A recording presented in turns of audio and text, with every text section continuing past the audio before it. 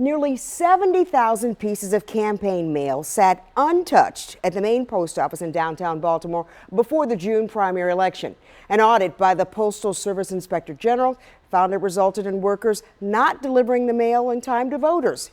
WMAR 2 News' Ray Strickland joins us live now from the post office in downtown Baltimore. Ray, we got an election less than 2 months away almost. Well, I imagine that folks are concerned about this. What are they saying to you tonight?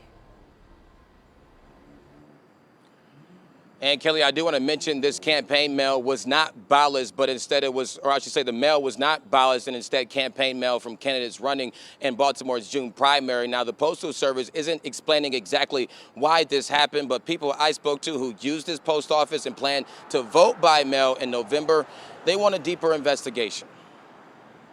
This audit done by the Postal Service's Inspector General looked into processing facilities in several cities, and it found that here in Baltimore, the post office on Fayette Street sat on election mail for 5 days before it was ever noticed. The audit reported it was political mail from candidates running in Baltimore's June primary. The mail, which was sent on May 12th, was not processed right away, resulting in 68,000 pieces of mail not being delivered on time ahead of the election. Oh, I'm very concerned because it has a lot to do with my livelihoods. The report says once management found out about the issue, the mail was immediately processed for delivery. The audit also says election ballots were not a part of the delayed mail. But Percy Mack says he still believes investigators need to dig deeper into the issue. That's because of the election that's coming up.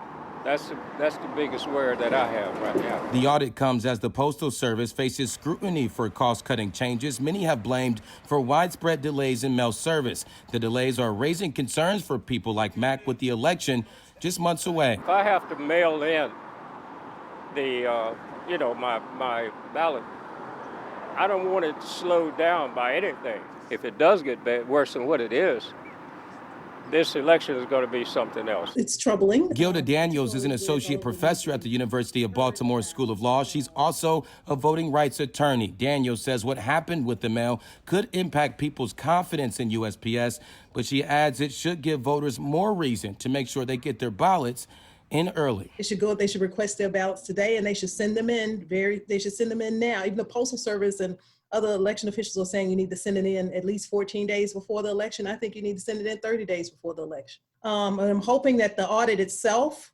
is enough for the USPS officials to say we need to make sure that election materials as well as ballots are delivered in a timely fashion. And USPS did send us a statement saying tonight, quote, the U.S. Postal Service is committed to delivering election mail in a timely manner. We employ a robust and proven process to ensure the proper handling of all election mail, including ballots, end quote. Live in Baltimore, Ray Strickland, WMAR 2 News.